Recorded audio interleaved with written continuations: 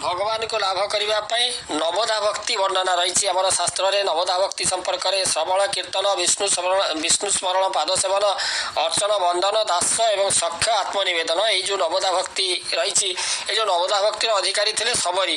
ଶବରୀକୁ ଭଗବାନ ଶ୍ରୀରାମ ତାଙ୍କୁ ନବଦା ଭକ୍ତି ପ୍ରଦାନ କରିଥିଲେ, ଯାହାଫଳରେ କି ସେ ଭକ୍ତି କ'ଣ ଜାଣିନଥିଲେ, ଯାହାଫଳରେ କି ସେଇ ଯେଉଁ ନବଦା ଭକ୍ତି ଲାଭ କରିବା ପରେ ସେ ବୈକୁଣ୍ଠ ପ୍ରାପ୍ତ ହୋଇଥିଲେ। ଭଗବାନଙ୍କର ଆଶୀର୍ବାଦ ସେ ଲାଭ କରି ବୈକୁଣ୍ଠ ପ୍ରାପ୍ତ ହୋଇଥିଲେ। ତେଣୁ ପ୍ରଭୁଙ୍କଠାରେ ଭକ୍ତି ତାଙ୍କ ସହ ଯୁକ୍ତ ହେବାର ପରମ ମାର୍ଗ ବୋଲି ଆମର ସନାତନ ଶାସ୍ତ୍ରରେ କୁହାଯାଇଛି।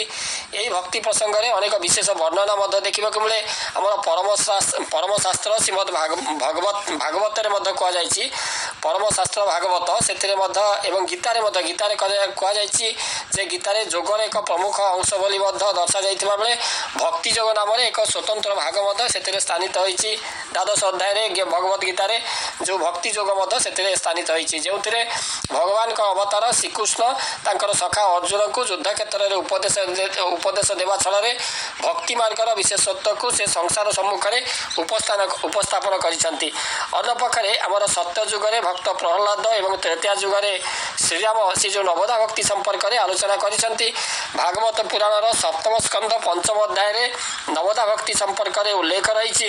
ନବଦା ଭକ୍ତି ସମ୍ପର୍କରେ ସୂଚନା ଦେବାକୁ ଯାଇ ଭାଗବତର ଶ୍ଲୋକରେ କୁହାଯାଇଛି ଯେ ଶ୍ରବଣ କୀର୍ତ୍ତନ, ବିଷ୍ଣୁ ସ୍ମରଣ, ପାଦ ସେବନ, ଅର୍ଚ୍ଚନ, ବନ୍ଦନ, ଦାସଂ, ସଖ୍ୟ ଆତ୍ମନିବେଦନମ୍।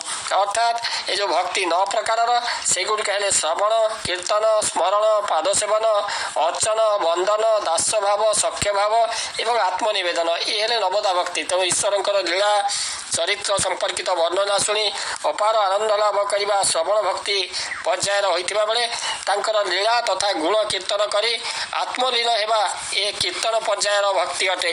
ସେହିଭଳି ଭାବରେ ବିଭିନ୍ନ କର୍ମ ମଧ୍ୟରେ ସର୍ବଦା ଈଶ୍ୱରଙ୍କର ସତ୍ତା ପ୍ରତି ସଚେତନ ରହିବା ବା ସ୍ମରଣ କରିବା ହେଉଛି ସ୍ମରଣ ଭକ୍ତି ଅଟେ।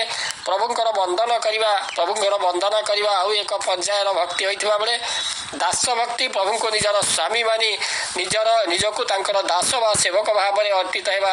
କିଭଳି ଭାବରେ ହନୁମାନ ପ୍ରଭୁଙ୍କର ଯେଉଁ ସେବକ ଭାବରେ ବା ସେ ଦାସ ଭାବରେ ସେ ନିଜ ଭଗବାନଙ୍କୁ ଭକ୍ତି କରିଥିଲେ। ହନୁମାନଙ୍କର ପ୍ରଭୁ ଶ୍ରୀରାମଙ୍କ ପ୍ରତି ଭକ୍ତି ଏ ଦାସ ଭକ୍ତିର ସବୁଠାରୁ ଉତ୍କୃଷ୍ଟ ଉଦାହରଣ।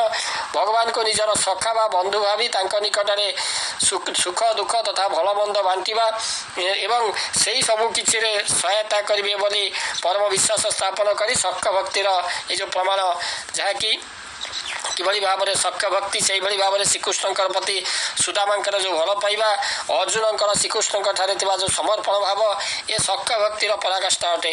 ତ୍ରେତୟା ଯୁଗରେ ଶ୍ରୀରାମଙ୍କ ପ୍ରତି ସୁଗ୍ରୀବ ରଖିଥିଲେ ସଖ୍ୟ ଭକ୍ତି ଏବଂ ସର୍ବୋତ୍କୃଷ୍ଟ ଭକ୍ତି ହେଉଛି ଆତ୍ମନିବେଦନ। ଅର୍ଥାତ୍ ଭକ୍ତ ଆଉ ନିଜର ନ ରହି ସର୍ବତ ଭାବେ ପ୍ରଭୁଙ୍କ ଠାରେ ସମର୍ପିତ ହୋଇଯାଇଥାଏ। କୃଷ୍ଣଙ୍କ ପ୍ରତି ରାଧା, ମୀରାବାଇ ଇତ୍ୟାଦିଙ୍କର ପ୍ରେମ ଏ ଆତ୍ମନିବେଦନର ଏ ଉତ୍କୃଷ୍ଟ ଦୃଷ୍ଟାନ୍ତ ଅଟେ।